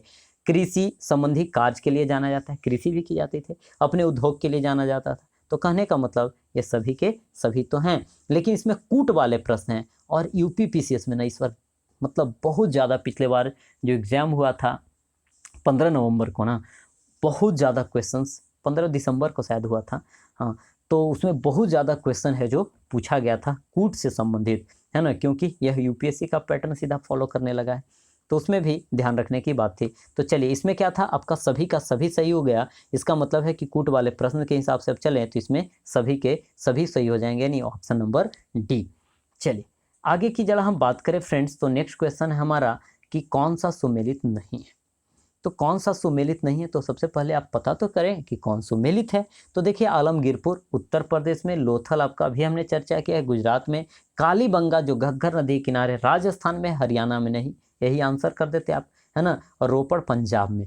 तो जो भी मैं आगे जो हमने डिस्कस किया है, ठीक है, तो आपको यह नहीं लगने चाहिए कि सर थोड़ी सी मीन्स ज़्यादा आप बोल देते। ज़्यादा मैं नहीं बोल रहा भाई, इन्हीं क्वेश्चंस के हिसाब से मैं बोल रहा कि मैं बार बार इस कारण से बोल रहा ताकि यह बातें आपको याद हो जाए, है ना। वीडियो देखने का पर्पस क्या है कि 10 मिनट के अंदर हम खत्म कर लिए, कि हाँ 10 मिनट के अंदर 100 क्वेश्चन हमने बना लिया, तो उससे करने से क्या फ़ायदा भाई, है ना, कि वह याद ही नहीं हो। तो कहने का मतलब आपको आउटपुट मिले, जितना भी आप टाइम दे तो आपको कुछ मिले इस जगह से, तभी आप उस वीडियोज़ को देखें। चलिए तो अब जरा देखिए ध्यान से हम बात करें तो एक बात और याद रखने, है ना, हम लोग को बचपन में याद करवाया जाता था कि बाबू तुम अपने घर का चौहद्दी बोलो, अपने देश का चौहद्दी बोलो। हमें याद करवाया जाता था कि उत्तर में नेपाल है, फिर उसी प्रकार से दक्षिण में आपका श्रीलंका है, पूरब में बांग्लादेश है, और पश्चिम में क्या है, अरब सागर पाकिस्तान है। इस प्रकार से याद करवाए जाते थे। तो क्या उसी प्रकार से सिंधु घाटी की फैलाव की हम बात करें तो इसकी जो फैलाव है कुछ इस प्रकार की है ना, जिसमें हम बात करें फ्रेंड्स, तो हम बात करें तो यह आपकी क्या है, ईस्ट है। ईस्ट हम अपने हिसाब से लिख रहे हैं, दाएं हाथ के हिसाब से आप देखेंगे तो ईस्ट इधर ही पड़ेगा, और ऊपर में नॉर्थ, और इधर साउथ, और यहाँ वेस्ट, ठीक है। और इसे आप मिलाएंगे कुछ इस प्रकार से तो लगभग त्रिभुजाकार पड़ता है। तो एक क्वेश्चन यह भी है ध्यान रखने योग्य कि इसकी आकृति कैसी थी, या इसकी आकृति कैसी है। तो इसके खोज के अकॉर्डिंग अभी तक हम बात करें तो सिंधु घाटी सभ्यता की आकृति जो है आपका त्रिभुजाकार है लगभग, है ना। और इसका एरिया जो बताया जाता है 12,99,400 600 किलोमीटर स्क्वायर बताया जाता है सिंधु घाटी सभ्यता की एरिया। अब जरा देखिए, तो इसके उत्तर में क्या है आपका मांदा, दक्षिण में है दाइमाबाद महाराष्ट्र में, है ना, और यहाँ पे पूरब में है आलमगीरपुर। सबसे पूर्वी बिंदु मानी जाती है आपकी सिंधु घाटी सभ्यता की तो कौन सी, आलमगीरपुर, जो कि हिंडन नदी के किनारे स्थित है। और यह वही हिंडन नदी है जिसे यमुना नदी आज कहा जाता है। और यमुना जो है आपकी गंगा की क्या है, सहायक नदी है। तो सबसे बड़ी सहायक नदी कौन है आपका भारत में, यमुना ही है ना। और यहाँ पे सबसे पश्चिम में हम बात करेंगे तो सूतकांगेडोर, जो कि दासक नदी के किनारे स्थित है, बलूचिस्तान में पड़ता है। तो पॉइंट मेरे हिसाब से क्लियर हो चुके होंगे, नहीं तो थोड़ा सा वीडियो को आप पीछे कीजिए, फिर से सुनिए, आपको यह याद हो जाएंगे। चलिए आगे की अब जरा हम बात करें फ्रेंड्स। देखिए, आपके पास वीडियो रहने का फ़ायदा यही है कि आप जितना बार आप सुन सके, है ना, जब भी टाइम मिले आप इसे चालू कर करके गाना के बजाय इसे आप सुन लीजिएगा, तो यह ज़िंदगी में काम आ जाने हैं। चलिए आगे की हम बात करें तो हड़प्पा संस्कृति के स्थल एवं उनकी स्थिति संबंधित निम्नलिखित उद्गमों में से कौन सा सुमेलित नहीं है। देखिए अभी हमने चर्चा किया है ना। चलिए, तो आलमगीरपुर आपका उत्तर प्रदेश में सबसे पूर्वी बिंदु। बनावली बन पहले हमने चर्चा किया था कि बन कैसा होता है, हरा होता है भाई, इसका मतलब हरियाणा, सही है। अभी हमने सबसे पहले चर्चा किया, मतलब सबसे दक्षिणी बिंदु इसका दाइमाबाद, है ना। और राखी गढ़ी, यह भी आपका क्या है, हरियाणा में है, राखी गढ़ी हरियाणा में है। चलिए, तो पॉइंट क्लियर है। हाँ, तो वन को इस प्रकार से कुछ और रिलेट हम कर देते हैं कि वन को यदि हम जलाते हैं, यानी वन से हम लकड़ी हमें प्राप्त होता है, उसे जलाते हैं तो राख प्राप्त होगा, है ना। तो हरा चीज़ तो काला में बदल जाएगा। तो चलिए, वन वाला और वन को जलाएंगे राख हो जाएगा, ये दोनों का दोनों क्या हो जाएगा, इससे हरियाली नष्ट हो जाएगी। तो चलिए यहाँ पे हरियाणा, यह आंसर इसका हो जाएगा। चलिए, ये सब बात सुनते सुनते आपको याद हो जाने हैं। चलिए नेक्स्ट क्वेश्चन की जरा हम बात करें कि यहाँ पे भी आपको सुमेलित करना है। तो देखिए, अभी हमने चर्चा किया भी था मांदा, जो कि सबसे उत्तरी बिंदु हमने बताया था जम्मू कश्मीर में है, तो मांदा आपका जम्मू कश्मीर। अब सबसे पहले दक्षिण 10 से दाइमाबाद, जो कि महाराष्ट्र में है ना। कालीबंगा, बार बार हमने चर्चा किया, काले रंग की चूड़ियाँ राजस्थान में, जहाँ से अग्नि कुंड का प्रमाण मिला है ना। और राखी गढ़ी, अभी हम लोगों ने राख बनाया क्या, बनावली बन को, तो कहने का मतलब हरियाणा। तो इस प्रकार से आप इन साइट्स को याद रख सकते हैं। चलिए नेक्स्ट क्वेश्चन की जरा हम बात करें फ्रेंड्स, तो हड़प्पा संस्कृति के निम्नलिखित स्थलों में कौन सिंध में अवस्थित है। तो कौन है जो सिंध में अवस्थित है, इस बात का हमें आंसर करने हैं। तो देखिए यहाँ पे हड़प्पा है जो है पाकिस्तान में ही है, लेकिन यह याद रखेंगे फ्रेंड्स कि पाकिस्तान में तो है, लेकिन इसके कौन से प्रांत में है, तो यह पंजाब प्रांत में है। कौन से प्रांत में है, पंजाब प्रांत में यह है।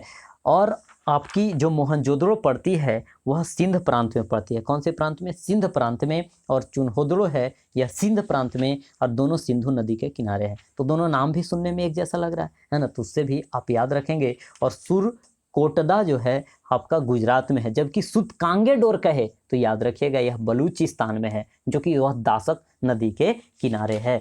जो कि कौन सी नदी के किनारे है, याद रखेंगे यह दासक नदी के किनारे है। चलिए, और एक क्वेश्चन और भी पूछा जाता है यहाँ से, चुनहोदड़ो से याद रखिएगा कि मनके का कारखाना, जैसे मनके कहने का मतलब हो गया जो लिपस्टिक प्लास्टिक समझ रहे होंगे, है ना, लिपस्टिक इत्यादि, यानी कहने का मतलब जो सजने संवरने वाला जो सामान होता है वह आपका चुनहोदड़ो में बनता था। इसका मतलब है कि सिंध से संबंधित जो क्षेत्र हैं वह मोहनजोदड़ो के साथ साथ आपके चुनहोदड़ो हैं। तो यानी इसका आंसर जो होगा फ्रेंड्स वह 3 और 2 दोनों होगा। और इसका मतलब यह कूट वाले प्रश्न हैं, और यह 3 और 2 दोनों देखिए तो ऑप्शन नंबर आपके बी में है। चलिए नेक्स्ट क्वेश्चन की हम बात करें तो चुनहोदड़ो का उत्खनन का निर्देशन किसने किया था। तो चुनहोदड़ो का उत्खनन का निर्देशन याद रखना है आपको कि J.H. मैके ने किया था, J.H. मैके ने किया था, है ना। नेक्स्ट क्वेश्चन की जरा हम बात करें तो सिंधु घाटी सभ्यता का कौन सा स्थान अब पाकिस्तान में है। तो अभी हमने 2-3 साइट्स की चर्चा की है कि चुनहोदड़ो सिंध में, मोहनजोदड़ो सिंध में, और सिंध ये पड़ेगा आपका पाकिस्तान में, आपका हड़प्पा भी पड़ेगा उसके पंजाब प्रांत में, अर्थात कहने का मतलब पाकिस्तान में।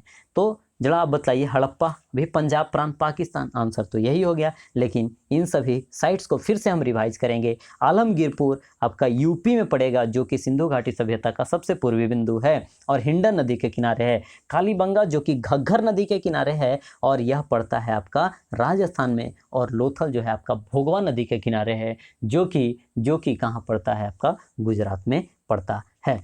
चलिए नेक्स्ट क्वेश्चन की बात हम करें तो एक क्वेश्चन देखिए यहाँ से हमें अभी दिखा, तो मैं बतला दूं कि यह जो है आपका हड़प्पा है जो मोंटगोमरी जिला में पड़ता है। मोंटगोमरी ऑप्शन न रहे तो उसका नया नाम कर दिया गया साहिवाल। इस बात का आपको ख्याल भी रखनी चाहिए। चलिए आगे देखिए जरा, रंगपुर जहां हड़प्पा की समकालीन सभ्यता थी, तो रंगपुर जो है आपका कहाँ, गुजरात में पड़ता है। और गुजरात की हम बात करें तो गुजरात डायरेक्ट ऑप्शन नहीं है, तो यहाँ याद रखेंगे कि यह सौराष्ट्र जो है आपका गुजरात वाले ही क्षेत्र में पड़ता है। तो देखिए इस जगह पे हम बात करें तो यह जो रंगपुर है यह कौन सी नदी के किनारे है, यह भी क्वेश्चन पूछ दिया जाता है। तो रंगपुर है जो मादर नदी के किनारे है। कौन सा, मादर नदी के किनारे है। कहाँ में, तो सौराष्ट्र में। सौराष्ट्र पड़ता है गुजरात में। और गुजरात के कौन सा जिला है, यह काठियावाड़ जिला है। कौन सा जिला, काठियावाड़ जिला में यह रंगपुर है जो फ्रेंड्स पड़ता है। चलिए नेक्स्ट क्वेश्चन की बात करें तो दधेरी एक प्रवर्ती हड़प्पीय पुरास्थल है। यह नया टाइप का हमें क्वेश्चन मिला था, आप इसका स्क्रीनशॉट ले सकते हैं, है ना। तो चलिए, दधेरी एक परवर्तीय हड़प्पीय पुरास्थल है जो कि कहाँ पड़ता, आपका पंजाब वाले क्षेत्र में यह देखने को मिलता है। यह भारत के ही पंजाब में देखने को मिलता है, लुधियाना वाले क्षेत्र में। चलिए कौन सा, दधेरी, है ना। 2-4 बार आप वीडियो को पॉज भी कर करके जहाँ पे थोड़ा सा लगे कि हमें थोड़ा सा बोलना चाहिए तो बस बोल जाइए, वीडियो को पॉज कीजिए, उसे देखिए और बोल जाइए, पढ़ जाइए। तो यही तो फायदा है फ्रेंड्स, है ना। चलिए आगे देखिए, सिंधु सभ्यता का कौन सा स्थान भारत में स्थित है। तो सिंधु सभ्यता अभी हमने चर्चा किया, मोहनजोदड़ो, चुन्होदड़ो, हड़प्पा पाकिस्तान में, है ना। तो ये दोनों तो आपके पाकिस्तान के हो गए। लोथल आपके गुजरात में, भोगवा नदी किनारे, इसका मतलब गुजरात आपका भारत में ही तो है। तो आंसर क्या हो जाएगा, सी नंबर का। चलिए अब देखिए, आपको खुद ब खुद अब आंसर है जो अब पता चलने लगे हैं। हम लोग 32 क्वेश्चन तक पहुँचे, 73 तक पहुँचना है। आपको उबने नहीं है फ्रेंड्स। मैं कोशिश कर रहा कि आपको बेहतर तरीका से मैं आपको बतला दूं ताकि आपके दिमाग में यह सेट कर जाए और आप हैं जो ज़्यादा लंबे समय तक याद कर पाएँ, यानी याद रख पाएँ। आपको मीन्स स्ट्रेस ना लेना पड़े, है ना। और आप थोड़ा इंटरटेन करके इन चीज़ों को पढ़ पाएँ। कोई स्ट्रेस दिमाग पे लेने ही नहीं है। आगे देखिए, वह हड़प्पीय नगर जिसका प्रतिनिधित्व लोथल का पुरातत्व स्थल करता है, वह कौन सी नदी पर स्थित है। अभी हमने चर्चा किया कि भाई लोथ रहोगे तो भोगोगे, है ना। यदि नहीं पढ़ोगे, यदि दिमाग से लोथ रहोगे तो आप भोगोगे, भोगवा नदी। चलिए याद है, क्लियर हो गए। आगे देखिए, हड़प्पा सभ्यता स्थल लोथल स्थित है। तो देखिए फिर से लोथल, फिर से यहाँ पे रिपीट हुआ है क्वेश्चन, है ना। तो लोथल आपका कहाँ, गुजरात में पड़ता है। नेक्स्ट क्वेश्चन की जरा हम बात करें तो सिंधु सभ्यता का पतन नगर, अभी हमने बार बार चर्चा किया था, पतन नगर जिसे हम डॉक यार्ड कहते हैं, बंदरगाह कहते हैं, तो आपका कहाँ है, लोथल में ही तो है, जो कि भोगवा नदी के किनारे है। चलिए तो थोड़ा सा फिर से मैं रिमाइंड करवा रहा, हड़प्पा कौन सी नदी, रावी नदी, कालीबंगा, घग्गर, मोहनजोदड़ो, चुनहोदड़ो आपका सिंधु नदी के किनारे स्थित है। चलिए आगे की हम बात करें, देखिए तो निम्नलिखित में कौन सा एक हड़प्पा का एक बंदरगाह है। तो बंदरगाह कौन है, लोथल। आगे कुछ करने की अब जरूरत है ही नहीं। चलिए तो देखते हैं नेक्स्ट क्वेश्चन की ओर हम बढ़ते हैं फ्रेंड्स।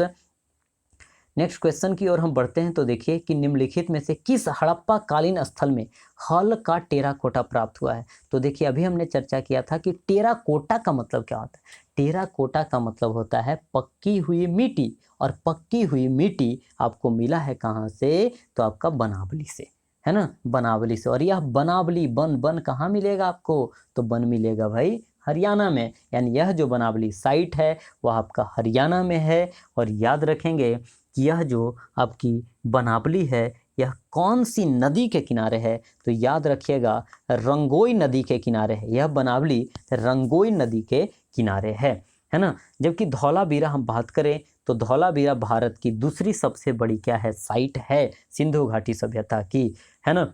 और कालीबंगा याद रखेंगे कि कालीबंगा से जूते हुए खेत का प्रमाण मिला है, लेकिन हल्का टेराकोटा यानी पकी हुई मिट्टी का प्रमाण आपका कहाँ से, बनावली से मिला है। और सबसे याद रखेंगे कि उन्नत जल प्रबंधन, सबसे बेहतर जल प्रबंधन की व्यवस्था कहाँ देखने को मिलती है, तो यह है जो धौलावीरा में हमें देखने को मिलती है।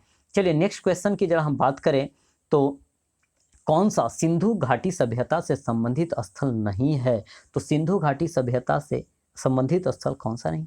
कालीबंगा बार बार चर्चा की आपने सुना है, अभी जो सिंधु घाटी में आपने सुन लिया वह मतलब है, और नहीं सुना नहीं होगा, है ना। इस प्रकार से भी आप दिमाग लगाएंगे तो आप आंसर कर पाएंगे। रोपड़ अभी सुना, पंजाब सतलज नदी किनारे, लोथल भोगवा नदी किनारे, कालीबंगा आपका घग्गर नदी किनारे, है ना। तो इस प्रकार से आप देखें कि तीनों सुना लग रहा है। पाटलिपुत्र तो इधर है भाई ना, और हम जान रहे हैं कि पाटलिपुत्र आपका यूपी से तो पूरब में है और यूपी के आलमगीरपुर तक ही इसका क्षेत्र है। इसका मतलब है कि सबसे पूर्वी बिंदु आलमगीरपुर है, तो पाटलिपुत्र शामिल होगा ही नहीं, तो लॉजिकली भी आपका पाटलिपुत्र नहीं शामिल है। तो लॉजिक थोड़ा सा लगाएंगे तो क्लियर हो जाएगा। आगे देखिए, भारत में हड़प्पा का बृहद स्थल, तो बृहद स्थल कौन है, आपका राखी गढ़ी है। कौन है, राखी गढ़ी। अभी हमने चर्चा किया था कि राखी गढ़ी है कहाँ पे, तो बताइए राख कब हो जाता था, वन को जलाते थे, और वन से बनावली हमने रिलेट किया था। बनावली कहाँ था, हरियाणा, और हरियाणा में ही आपका राखी गढ़ी है। तो यह है जो हड़प्पा सभ्यता का सबसे बड़ा स्थल कहाँ है, भारत में। जबकि भारत में यह सबसे जो दूसरा सबसे बड़ा साइट है वह धौलावीरा है। तो फ्रेंड्स मैंने देखिए, मैं पढ़ता हूँ जब, तो इस प्रकार से मैं लिख देता हूँ कि यहाँ पे हमें समस्या थी और यह समस्या इससे पढ़ने के बाद यह दूर हो गई, है ना। कन्फ्यूजन था क्या, कि मैं याद रखता था कि धौलावीरा है जो सबसे बड़ा साइट है, लेकिन जब इस चीज़ को हमने पढ़ा तो यह क्लियर हो गया कि नहीं, धौलावीरा नहीं, यह राखी गढ़ी सबसे बड़ा साइट है, और दूसरे नंबर का जो सबसे बड़ा साइट है वह कौन है, धौलावीरा है। चलिए नेक्स्ट क्वेश्चन की हम बात करें तो भारत का सबसे बड़ा हड़प्पा पुरास्थल है, तो अभी फिर से हमने मीन्स हमारे पास वही क्वेश्चन आया है, कौन सा, राखी गढ़ी का। राखी गढ़ी कहाँ पड़ेगा, हरियाणा में, आलमगीरपुर यूपी में, सबसे पूर्वी बिंदु कालीबंगा राजस्थान, लोथल है जो आपका गुजरात। नेक्स्ट क्वेश्चन हम जरा देखते हैं, तो नेक्स्ट क्वेश्चन हमारे पास यह है। चलिए हाँ, तो सिंधु घाटी सभ्यता जिन नदियों के तट पर बसी थी वे कौन से थी, यानी कौन कौन सी नदी थी, तो बताइए। क्या सिंधु नदी थी, सिंधु आपने सुना भी, चिनाब आपने सुना भी, झेलम सुना भी, है ना। झेलम शायद नहीं सुना होगा, झेलम की हमने चर्चा नहीं किया, लेकिन झेलम नदी किनारे है। और ये गंगा नदी के किनारे आपका नहीं है ना। आपका हस्तिनापुर आपको देखने को मिलता है गंगा नदी किनारे, लेकिन मुख्य रूप से हम बात करें तो यह है जो सिंधु, चिनाब, झेलम। और हमने बात किया कि यूपी में गंगा नदी उत्तराखंड से निकलती है ना, गंगोत्री ग्लेशियर से। तो ऐसी अवस्था में आप देखें कि यूपी से होकर ही तो गुजरती है, जहाँ पे संगम है आपका, कहाँ, इलाहाबाद में, प्रयाग में संगम है, गंगा यमुना सरस्वती का त्रिवेणी संगम है। तो उस जगह पे आप देखें कि गंगा में जाकर के यमुना मिलती है, और यमुना जिसे पहले हिंडन नदी के नाम से जाना जाता था, ठीक है, वहीं पे बसा हुआ है आलमगीरपुर, और आलमगीरपुर तक ही सीमित हो जाता था सिंधु घाटी सभ्यता। इस प्रकार से हम कह सकेंगे कि सिंधु घाटी सभ्यता यमुना नदी के किनारे तो था, लेकिन गंगा नदी के किनारे नहीं था। तो देखिए लॉजिकली मैं प्रयास कर रहा हूँ कि आप इन चीज़ों को समझ पाएँ, ताकि थोड़ा सा भी रोटेट कर करके क्वेश्चन दिए जाएँ तो भी कोई समस्या नहीं हो, कूट वाले भी प्रश्न दिए जाएँ तो भी कोई समस्या नहीं हो। आगे देखिए, तो सिंधु घाटी के लोग विश्वास करते थे, तो सिंधु घाटी के लोग विश्वास करते थे, हमने चर्चा भी किया। आप ऑप्शन को पढ़िए, आत्मा और ब्रह्मा में, कर्म कांड में, यज्ञ प्रणाली में, मातृशक्ति में, वही मातृदेवी की पूजा करते थे। यही मातृदेवी की मूर्ति कहाँ से मिली है, हड़प्पा से मिली है। पशुपतिनाथ की पूजा करते थे, जो कि आपकी कहाँ से, तो मोहनजोदड़ो से मिली है। तो मातृशक्ति में पूजा मतलब विश्वास रखते थे, और यही कारण से माना भी जाता है कि सिंधु घाटी सभ्यता मातृसत्तात्मक सभ्यता थी। आगे देखिए, सिंधु घाटी के लोग पूजा किया करते थे, तो सिंधु घाटी के लोग पूजा किया करते थे, मातृदेवी का पूजा किया करते थे, पशुपतिनाथ की पूजा किया करते थे। अब जरा ऑप्शन को ढूंढ लीजिए, आप खुद ब खुद कर पाएंगे, हमें बोलने की ज़रूरत भी ना पड़ेगी। Option number A Pashupatinath. यदि दोनों होता तो आपको लगा देने थे। तो पशुपतिनाथ कहाँ से मिले, मोहनजोदड़ो से। हड़प्पा से क्या मिले, मातृदेवी। नेक्स्ट क्वेश्चन की हम बात करें तो मोहनजोदड़ो एवं हड़प्पा की पुरातात्विक खुदाई के प्रभारी कौन थे? तो यह थे सर जॉन मार्शल थे। कौन? Sir John Marshall. सबसे पहले खोजा गया हड़प्पा, छोटका याद रखना है, बड़ा वाला 1922 में आपका मोहनजोदड़ो। अच्छा, इसे खोजा किसने? तो इसे खोजा दयाराम साहनी ने, है ना, और इसे राखलदास बनर्जी ने मोहनजोदड़ो को खोजा। चलिए नेक्स्ट क्वेश्चन की जरा अब हम बात करें फ्रेंड्स, तो 43 के बाद 44 आने हैं। हाँ, तो देखिए सिंधु घाटी सभ्यता की खोज निकालने में जिन दो भारतीयों का नाम जुड़ा है वो कौन कौन है? अभी हमने बार बार चर्चा किया है। सबसे पहले 1921 में दयाराम साहनी हड़प्पा का, और राखलदास बनर्जी है जो मोहनजोदड़ो का। दो व्यक्ति पूछा था, पहले ऑप्शन में ही मिल गया, आगे पढ़ने की कोई ज़रूरत नहीं है। लेकिन हाँ, याद रखेंगे कूट वाले प्रश्न में तो आपको पूरे पढ़ने होंगे भाई।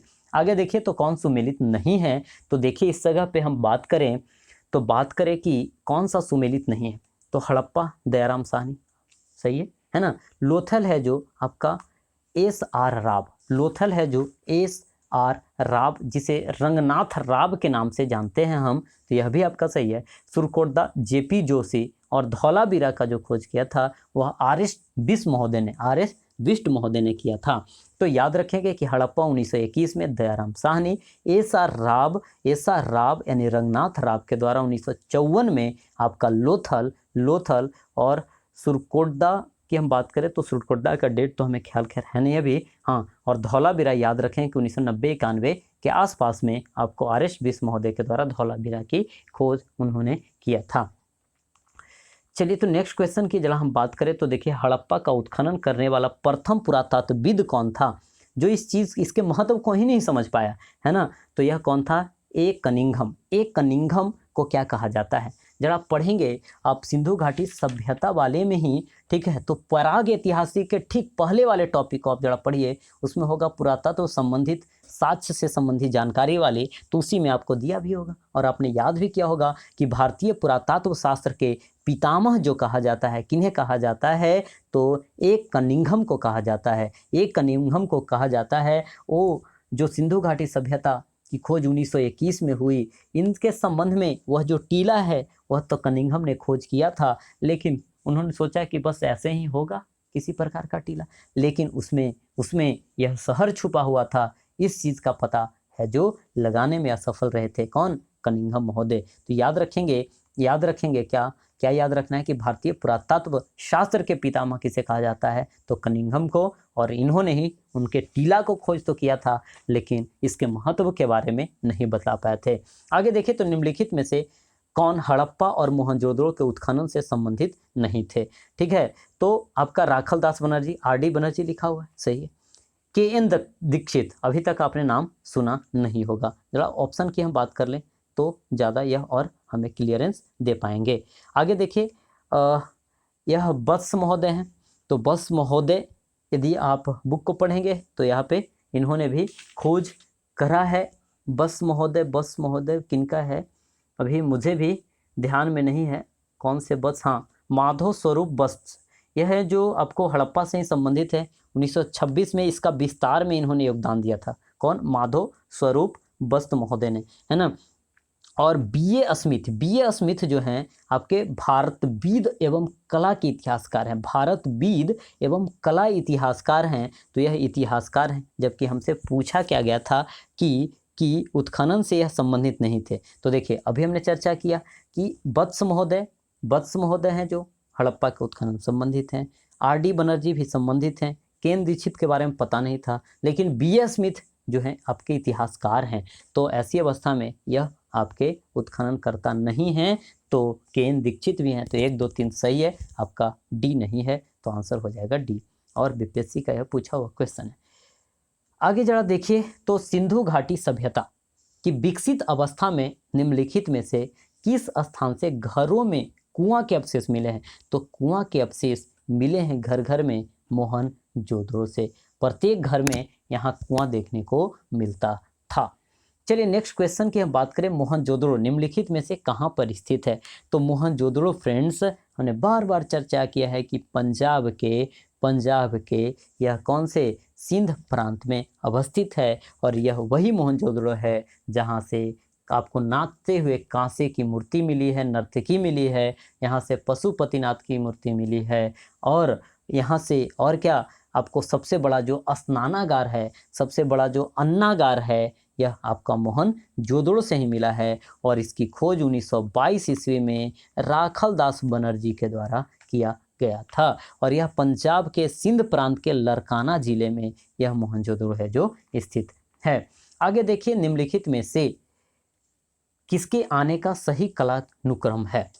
तो सोने का सिक्का, आहत मुद्रा, चांदी के सिक्के, लोहे का हाल और नगर संस्कृति। अब देखिए, नगर संस्कृति जब कहे तो आपके दिमाग में सिंधु घाटी सभ्यता आनी चाहिए। सिंधु घाटी सभ्यता आपको कब से 2350 BC से लेकर करके आपको 1750 BC, है ना।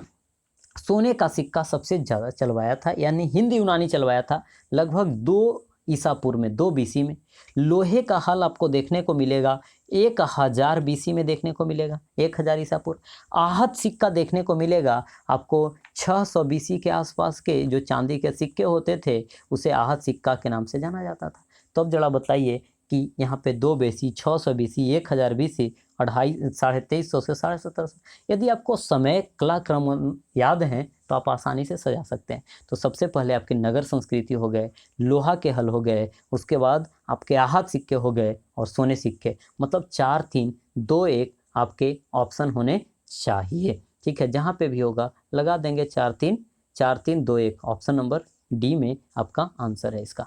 चलिए, सर्वप्रथम मानव निम्न में से कौन से धातु का यूज किया?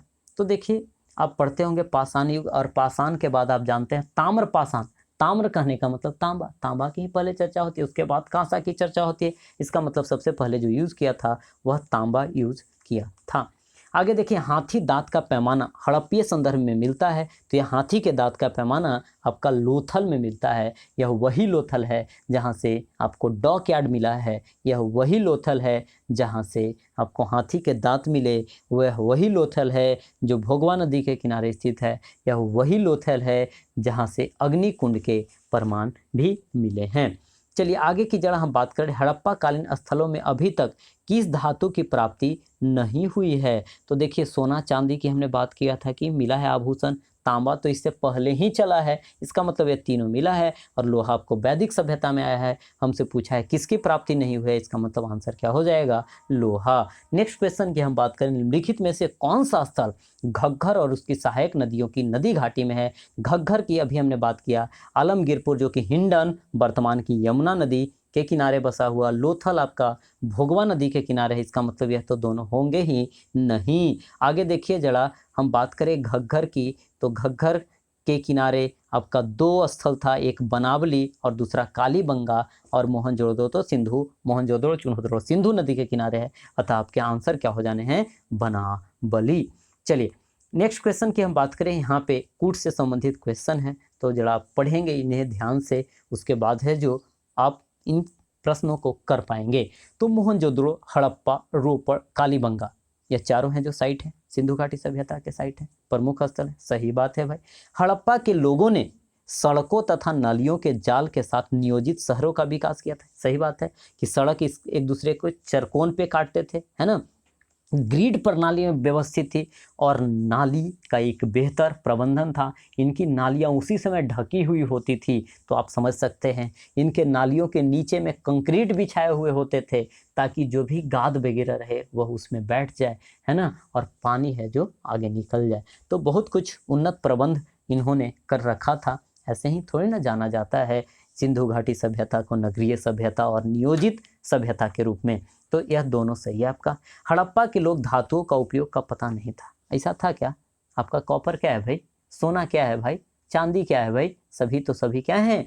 धातु ही तो है। इसका मतलब यह आपका नहीं होगा। तो आंसर 1 और 2 होने चाहिए। ऑप्शन ढूंढिए 1 और 2 कहाँ पे है? ऑप्शन नंबर 1 आपका सही हो जाएगा।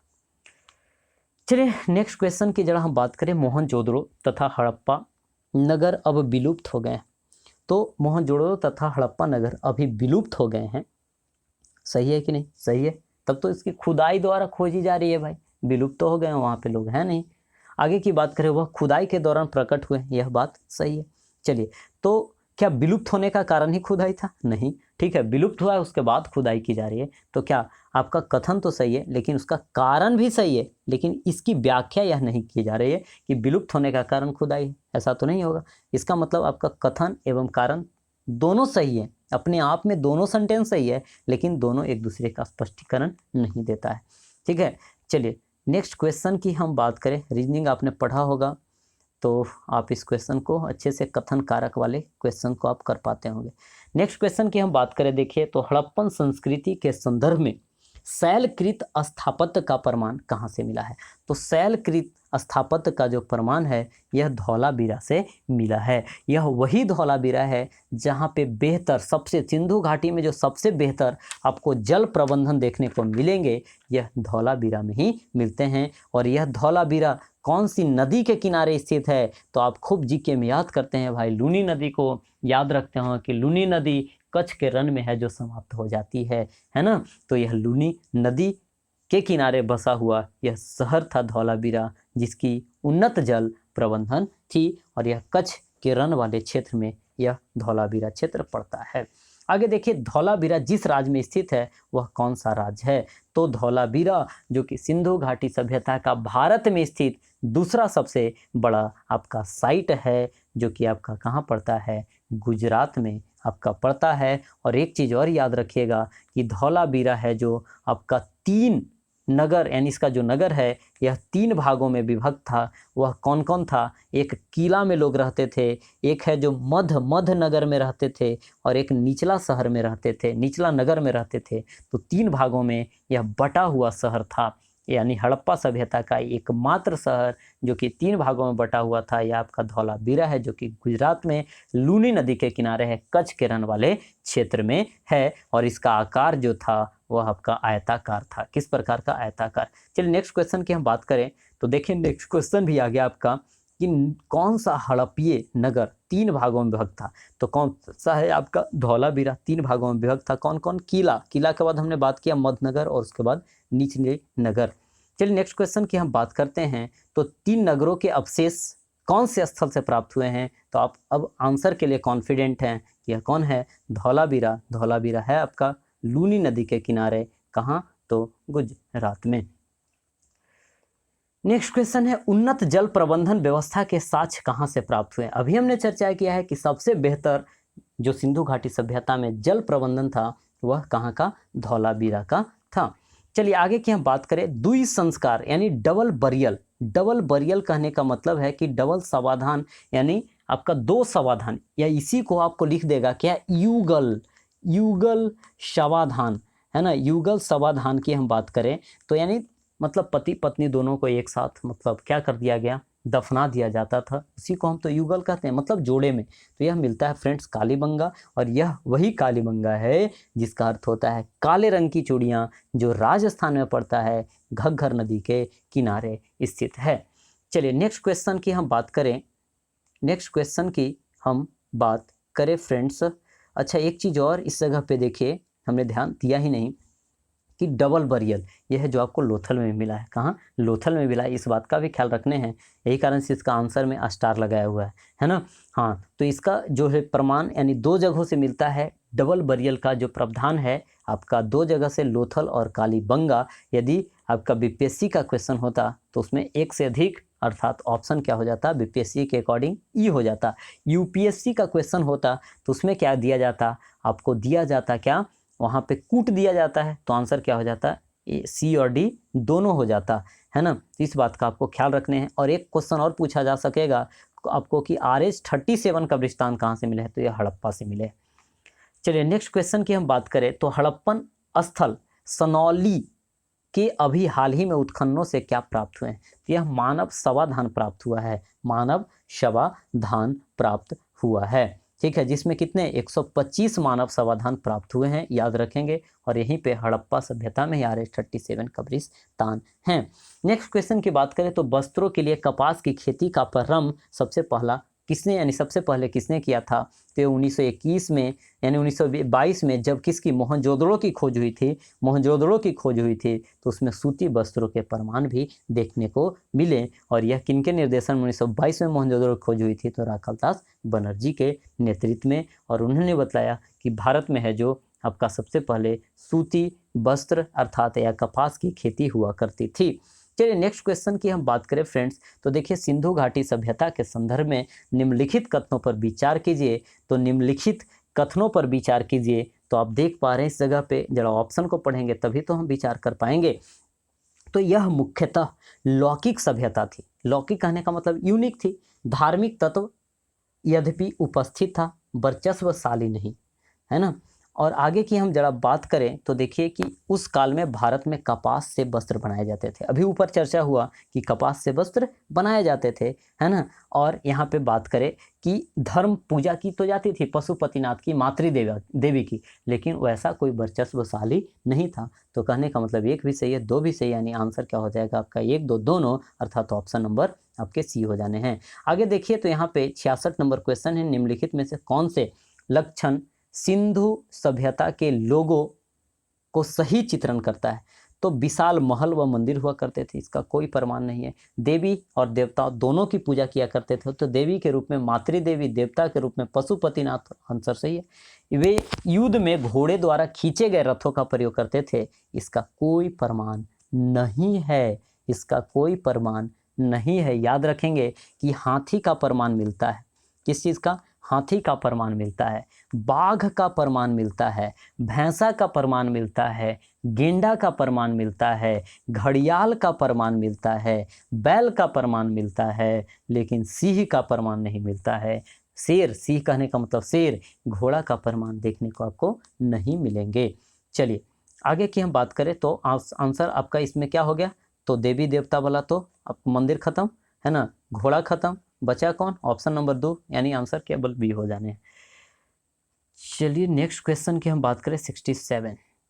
निम्न स्थानों पर किस एक स्थान पर सिंधु घाटी सभ्यता से संबंध वृषभ मुद्रा प्राप्त हुई है। तो वृषभ कहने का मतलब बैल वाली, तो वृषभ मुद्रा प्राप्त हुई है आपका कहाँ, मोहनजोदड़ो से प्राप्त हुए हैं, मोहनजोदड़ो से प्राप्त हुए हैं।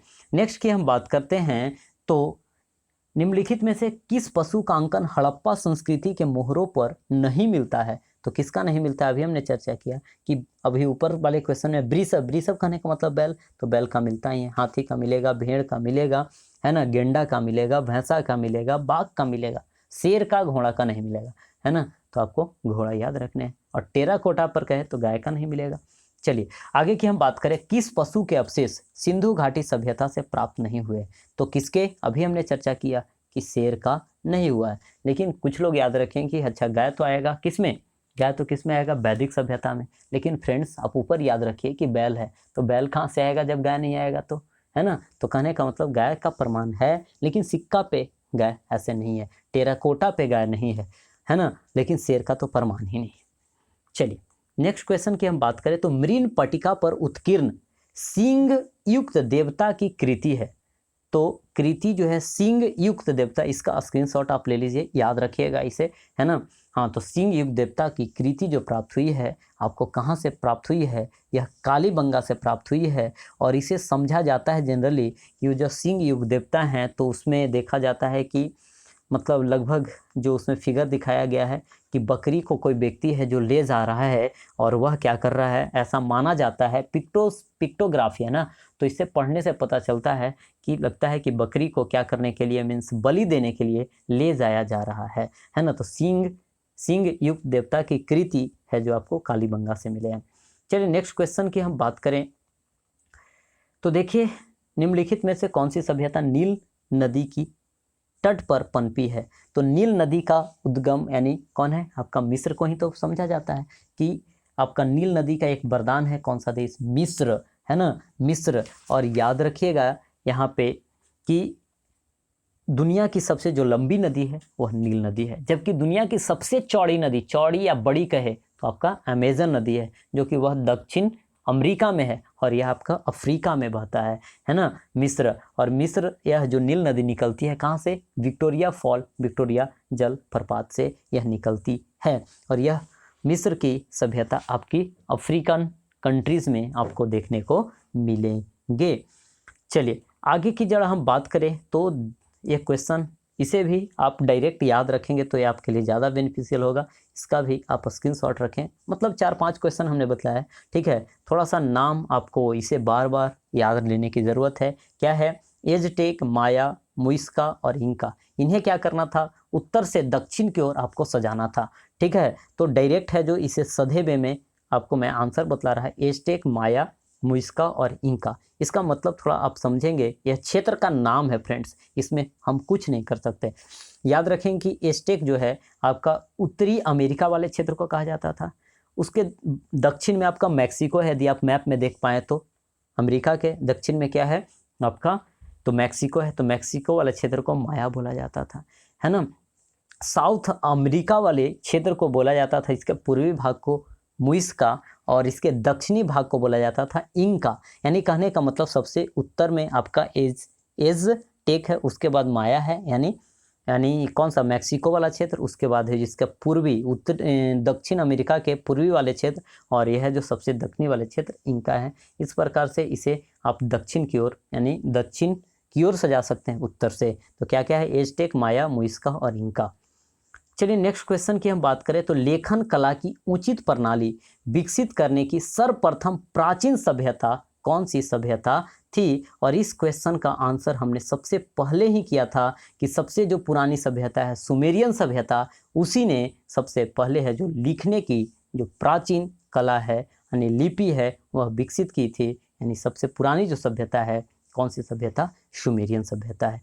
इस प्रकार से फ्रेंड हम लोगों ने कवर किया है आपको कितने, तो 73 क्वेश्चन को काफ़ी अच्छे से हमने प्रयास किया है। अगला हमारा टॉपिक जो होगा वह वैदिक काल से संबंधित होगा। तो आप उम्मीद है कि इन चीज़ों से काफ़ी कुछ आपने सीखा होगा फ्रेंड्स, और यदि सीखा है तो आप हमें उत्साह वर्धित करें, हमें एनर्जेटिक करें। और इसके लिए बस आपसे एक छोटी सी गुजारिश है कि वीडियोस को फ्रेंड्स कम से कम लाइक तो कर देंगे, और चैनल को आपको सब्सक्राइब भी करने चाहिए, और अपने दोस्तों के साथ अधिक से अधिक जहाँ पे भी आप सोशल मीडिया पे जुड़े हुए हैं उस जगह पे आप शेयर कर दीजिए। बस उसके बाद है जो आप क्या करेंगे, कुछ दिनों के बाद आप डिलीट उस जगह से भी कर देंगे तो कोई समस्या नहीं है, बशर्ते लोग हैं जो इन चीज़ों के बारे में जान पाएँ, है ना। और इससे फ़ायदे आपको क्या होंगे कि जितना आप हमें एनर्जी दे पाएंगे उतना अधिक मैं बेहतर कंटेंट आपको प्रोवाइड करा पाऊँगा, उतने शांतचित्त होकर करके मैं इन सभी क्वेश्चंस को एक्सप्लेन कर पाऊँगा, और आप इसमें काफ़ी बेहतर कर पाएंगे, है ना। तो आपको एक बेहतर क्वालिटी मिले, यही हमारा प्रयास पहले भी रहा है, आज भी है और आगे भी रहेगा, है ना। नकारात्मक लोगों से मैं प्रयास अब करूँगा कि मैं दूर ही रहूँ, है ना। क्योंकि कुछ लोग केवल आंसर चाहते, तो केवल आंसर भैया हमसे नहीं होगा, केवल आंसर ही पढ़ना है, आप पीडीएफ डायरेक्ट पढ़ लो ना, है ना। तो ऐसी अवस्था में आपको फिर डिस्कशन की ज़रूरत ही क्या है, तो इस बात का आपको ख्याल रखने चाहिए। तो अब फ्रेंड्स आपको क्या करना है कि इस वीडियो को आपने इत्मीनान तक सुना, इसलिए आपका बहुत बहुत धन्यवाद। अब हैं जो फ्रेंड्स आपको इसे याद रखने हैं, याद रखने के लिए सक्सेस की आपका क्या है, आपका रिवीजन ही होता है फ्रेंड्स। जितना बार बार आप रिवीजन करेंगे उतना बेहतर होगा। तो अब इसके बाद आप अपने बुक को उठाइए, जो भी बुक आपने रखा होगा, लूसेंट आपके पास, मैं ऐसा उम्मीद करता हूँ कि सभी स्टूडेंट्स के पास होते हैं, नया बुक खरीदने की कोई ज़रूरत नहीं है। लूसेंट को उठाइए, अब बार बार जरा उसे पढ़िए, मेन पॉइंट को हाईलाइट कीजिए, उसके बाद है जो अब स्पीड को दुगना कर लीजिए ना वीडियो का, और फिर है जो 2 बार 3 बार जब भी आप फ्री रहें उसे देख लीजिए। यकीन मानिए आपसे बेहतर फिर एंशिएंट हिस्ट्री किसी का नहीं होगा, है ना। और आपको कहीं पे भी भटकने की कोई ज़रूरत नहीं पड़ेगी। तो यही उम्मीद है कि आप हैं जो बेहतर तरीके से पढ़ेंगे फ्रेंड, यही उम्मीद लगा करके मैं इस वीडियो को बना रहा। तो मिलते हैं फिर हम नेक्स्ट वीडियो में, और वीडियोस को ज़रा लाइक कर देंगे, चैनल को सब्सक्राइब करेंगे प्लीज़ प्लीज़, ताकि हम मोटिवेट होकर करके और वीडियोस आपके लिए लाते रहें। तो फिर मिलेंगे फ्रेंड्स नेक्स्ट वीडियो में, तब तक के लिए जय हिंद। और थोड़ी टाइम मैं दिखा दूँ तो आप देख पाएंगे, तो कहेंगे आप देख पा रहे होंगे, इस जगह पे हमने अलार्म लगा रखा है, देख पा रहे हैं 1 AM बज रहा है ना, यानी संडे 1 AM 10 में। तो आप समझ सकते हैं कि आपके लिए मैं कितना मेहनत कर रहा। तो चलिए आप खुद भी अपने लिए खुद के लिए मेहनत कीजिए, यही है जो सबसे बड़ी हमारी जीत होगी। तो मिलेंगे नेक्स्ट वीडियो में, तब तक के लिए जय हिंद।